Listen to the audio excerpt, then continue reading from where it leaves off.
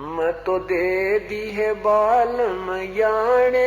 होने के बाद अपने मनुष्य जीवन के शेष जो समय है उसकी उमंग होगी कि वो नाश तो होना ही था और मेरे कर्म इससे भी बुरे थे, लेकिन अब उन पाप कर्मों को धोने का, साफ करने का, उनको समाप्त करने का तरीका मिल गया। और अब उमंग है जीने की, आशा है मालिक और जीवन दे तो भक्ति के लिए दे, तेरी भक्ति करता रहूं, नहीं तो इस जीवन का कोई चारम नहीं रहा था। पुण्यात्माओं, ये तो जो अब हम मान ले बालक हो आप, अब आपको जीवन का के उद्देश्य का पता लग गया। जीने की इच्छा जो है वो इसलिए बनी रहेगी कि आपकी भक्ति करने अधूरी ना रह जा।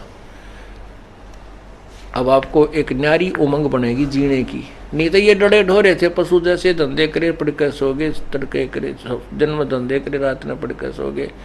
किसी के पास दो पैसे हैं तो कितना बकवाद नाम लागे, कितना होटला में जाकर बकवाद करे, घूटी शूटी लावे हैं, और कितना राजनीति में फंसे बैठे रहेंगे। यानी मूल उद्देश्य को भूल करके अपना जीवन व्यर्थ कर जाते। इसलिए बताते हैं कि सूझे नहीं सजन सुख सागर बिना प्रेम वैराग्य। परमात्मा का ज्ञान हो गया, मनुष्य जीवन किस लिए हमें मिला था ये पता लग गया, और वो उद्देश्य पूरा हो गया। क्योंकि मनुष्य जीवन में सत भक्ति करनी चाहिए। अगर भक्ति करे तो सत्य करे, सत्य का मीन है शास्त्र अनुकूल करे। परमात्मा जो घर में सुख देगा वो किसी से नहीं हो सकता, ना दो नंबर का धंधा करके, ना रिश्वत लेकर, किसी प्रकार भी प्राणी धनी नहीं हो सकता। और मान लीजिए किसी से दो नंबर करके इधर उधर से पैसे इकट्ठे कर भी लेगा तो पर एक ही चोट लग जाएगी, कोई बच्चा बीमार हो जाएगा, 1-2 लाख रुपया लगवा कर मर भी जाओ, मृत्यु को भी प्राप्त हो जाएगा। यानी डबल मार लगेगी। और वो पाप जो न्यो के न्यो रह जाएंगे, धन तो रहा नहीं, लेकिन वो पाप ज्यों के तो रह जाते हैं, जिस कारण से उसने वो धन जोड़ा था, वो पाप फिर उसने गधे कुत्ते सुअर की जूनी में जाकर भोगने पड़ते हैं। तो अब ऐसा निर्मल ज्ञान पूरे विश्व में फैलेगा। ठीक है, कोई 2-4-10% कर्महीन इंसान होंगे वो तो अलग बात है।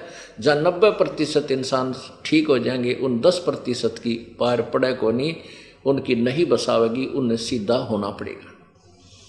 वो भी सीधे हो जाएंगे, विकार रहित हो जाएंगे, शर्माया करेंगे, लुकते फिरा करेंगे।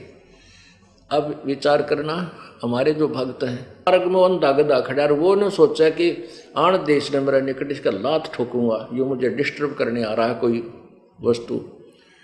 अब जो ही ट्रेन बिल्कुल निकट आई, उस अंधे गधे ने दोनों लात मारी, दोनों पछंडे मारे रेल के इंजन के, उठा के पटक दिया, गधा के राखी पड़ा जाकर। तो रेल के मार्ग में अंधा गधा खड़ा कभी रुक सकता है? तो जो परमात्मा के मार्ग में, कबीर परमेश्वर के इस मार्ग में बाधक बनेंगे, वो अंधे गधे समझ लेना।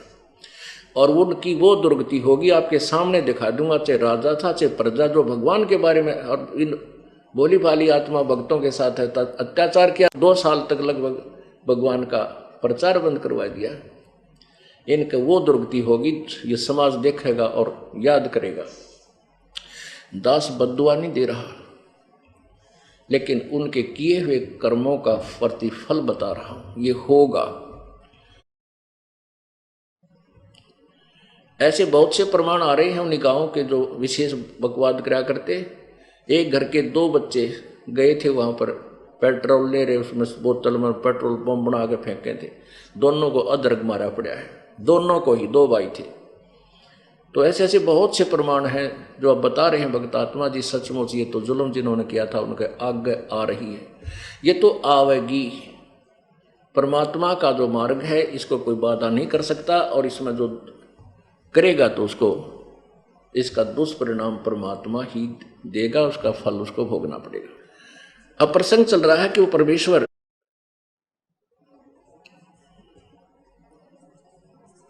जब आते हैं तो अपने तत्व ज्ञान का प्रचार करते हैं, और वो बताते हैं कि अंधे की बाँ अंधे ने पकड़ रखी है। अब वो रास्ता कैसे बता सकेंगे? अब परमेश्वर आए,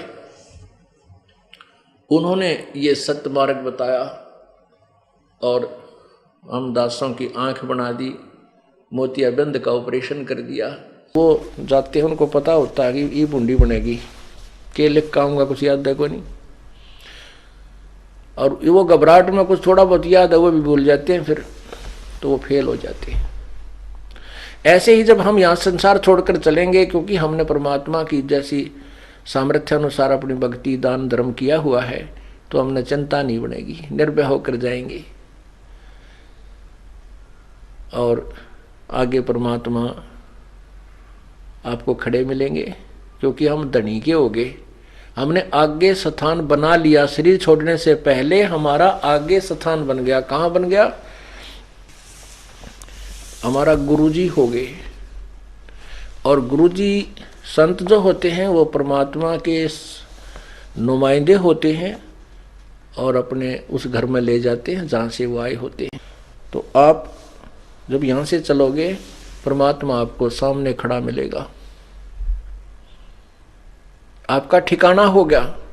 और जिन्होंने आगे ठिकाना बनाया नहीं, भक्ति की नहीं, तो फिर वो कहीं ठिकाना नहीं है, वो 84 लाख योनियों के इस अरट के जैसे कुएं में वो फिर शुरू हो जाए।